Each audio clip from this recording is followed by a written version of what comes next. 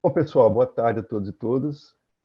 Nosso papo, que vou tentar ser bem conciso, passar as mensagens aqui mais objetivamente, é falar sobre os cookies na web, né? Então, acho que a gente pode começar aqui nossa principal mensagem desde que foi criada ali por volta do início da década de 90, a web se materializou como a grande representação da internet para as pessoas. Então, o Tim Berners-Lee, que foi o suposto pai da web, falou: a web é a internet é a web. Mais do que nunca isso hoje é verdade. A gente vai entrar nessa discussão que assim, Max, mas a web é um negócio meio ultrapassado, né? Eu já ouvi falar aí no nosso encontro de telemedicina que a história toda é o mobile, né? São as coisas, são as aplicações móveis. Pois então, toda aplicação móvel, muito provavelmente, foi desenhada a partir das tecnologias da web. Então, hoje em dia, em projetos que envolvem as aplicações móveis, que eu acho que deve ser uma das ferramentas mais discutidas para a telemedicina, muito provavelmente estão embutidas todas as tecnologias da web que você também usa no seu browser, na sua estação de trabalho. Então, mais do que nunca, hoje a internet é a web é a internet. Tanto é que se você vai no seu computador, no seu mobile, digita lá o seu site preferido, ele não funciona, você não reclama assim, a web parou de funcionar, você fala, a internet não está funcionando. Então, nosso papo hoje talvez seja um pouquinho mais técnico, do ponto de vista de TI, do que as apresentações dos colegas anteriores, mas a gente vai falar sobre esse bichinho invisível aqui na nossa navegação web, que são os web cookies. Em essência, o que eles são, pessoal? Eles são uma pequena mensagem que fica oculta na sua navegação na internet. Nós, da tecnologia, a gente chama isso de string, um pequeno texto que é empurrado para o aplicativo de vocês, seja na web convencional, seja no móvel, que veio como uma solução para o desenvolvedor da aplicação web. Na sua essência, a web não foi desenhada para estabelecer um vínculo temporal entre quem está a utilizando e o servidor que está abrigando as páginas e os sites que vocês consultam. Então, esse era um defeito de projeto, ou seja, se eu sou um usuário, eu volto no mesmo site, a rigor, inicialmente, a web não tinha condição de detectar esse tipo de recorrência. Então, eles inventaram esse mecanismo que é, se a gente mandar para o usuário que está vindo no site pela primeira vez, um pequeno código que vai escondido, ele nem percebe. Quando ele voltar a segunda vez, esse código se autocarrega na hora que ele digitar o mesmo site de novo. Então, em essência, a gente pode ver aqui na figura que, assim, toda vez que você está navegando, que você acessa uma página da web, o servidor que recebe a sua solicitação, ele vai embutir na resposta esse pequeno arquivinho, esse textinho, e te mandar de volta. Ou seja, a gente está ali inocente, achando que está acessando o serviço e está recebendo de volta algo que a gente nem está prestando atenção.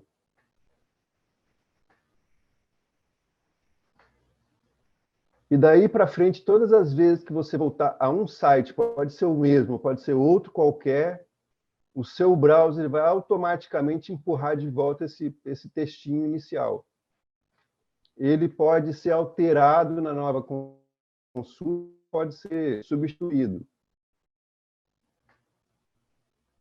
Então, para materializar um pouco mais o que é esse tal de cookie, nada mais é do que um texto, meio parecendo coisa de Matrix aí, mas assim, eles são instruções para o seu browser, para a sua máquina, fazer coisas durante a navegação na web.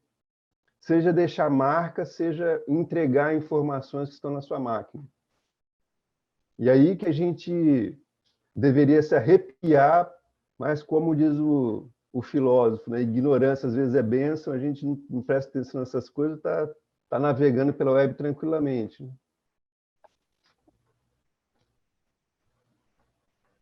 Então, nesse pequeno texto aqui, olhando através da matriz aqui, a gente que está um pouquinho mais acostumado, a gente vê que ele está dando ordem para o browser desse usuário para, além de navegar no domínio, na página que ele está querendo ir, que ele deixe rastro para um outro domínio que aqui está escrito como exemplo.com. Ou seja, toda a atividade de navegação desse browser, a partir do momento que ele recebe este cookie aqui, ele vai mandar a informação para um terceiro site que não tem nada a ver com a conversa do usuário com o site que ele está tentando acessar. Bom, então a gente precisa ficar preocupado, e por isso já existem ferramentas de segurança que tentam fazer uma varredura, que são esses chamados cookies de terceiros, né? Então, assim, muitas vezes os cookies eles têm uma finalidade de ajudar a melhorar o desempenho do site, melhorar o desempenho da navegação naquele site que você está tentando acessar. O problema são os chamados cookies de terceiros, que assim, aquele site que você está acessando pode te mandar um cookie ou uma instrução no cookie para que você deixe rastro num outro site que não tem, em princípio, nada a ver com essa interação original. Por isso que a gente chama de terceiros. É um terceiro a conversa entre você e o servidor que você quer acessar. Esses são perigosos porque, principalmente, eles ficam retidos na sua máquina no disco rígido.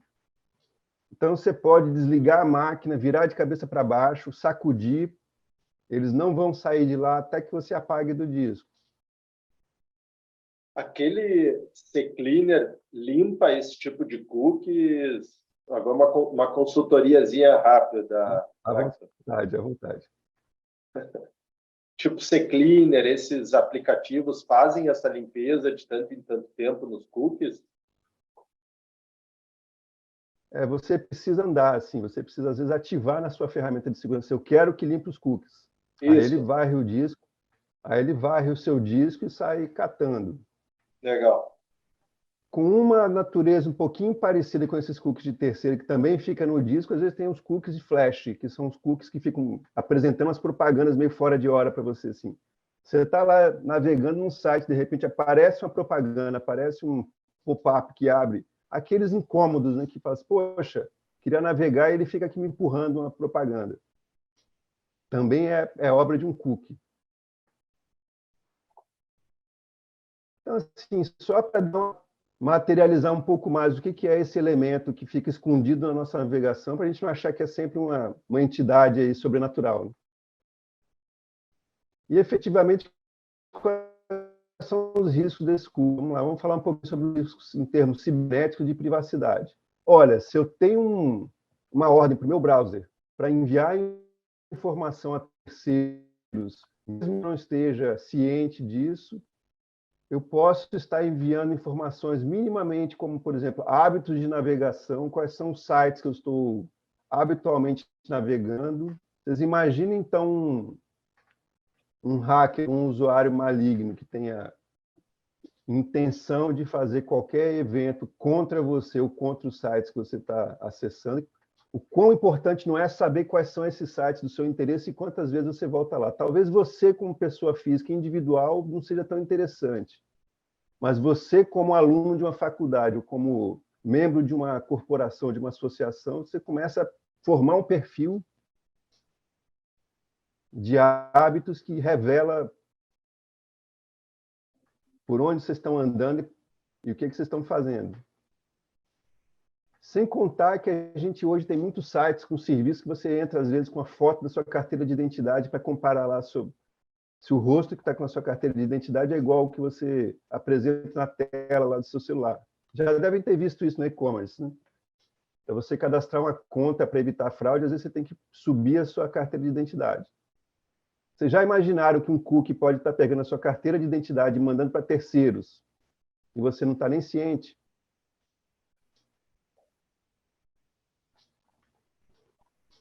Então, esse é um risco gravíssimo. Eu tenho colegas da área de segurança que nem digital na entrada de portaria de prédio eles deixam. Porque vai que esse negócio depois vai para a web, você tem a sua digital lá e alguém ainda usa a sua digital para dizer que você andou em algum lugar. Mas, Marcos, como é que tu faz para entrar, assim, se tu pessoal te pede, quer, precisa dessa informação, tu não dá, então tu não entra no prédio. Aí eu mostro a carteira de identidade, assim, o documento que você quiser eu te mostro, estou aqui na sua frente, mas a minha digital, eu assino aí no papel, mas eu não... Entendi. Que vocês já devem ter frequentado academias e vários outros serviços que usam a sua digital para identificar. Vocês já imaginaram que alguém pode... Claro que se pegar o Maxwell não tem nada de interessante, nada de importante para usar a digital do Maxwell, não vai entrar na NASA, não vai chegar em lugar nenhum, mas já imaginaram como você pode sofrer problemas seríssimos se alguém usar a sua digital para fazer uma ação ilegal? Como é que você vai explicar? Não, não fui eu. Bom, o segundo ponto que eu gostaria de revelar para você é o seguinte: a geolocalização, que é outra coisa que os cookies costumam revelar.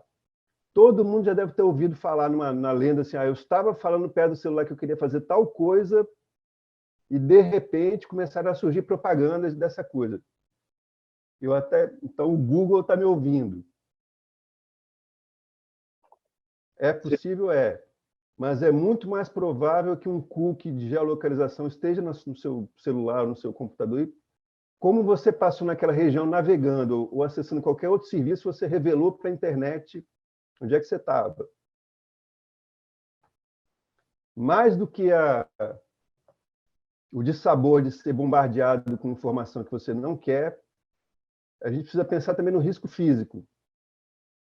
Bom, se eu sei a região que aquele usuário costuma acessar a internet, é muito provável que ele more por ali ou trabalhe por ali.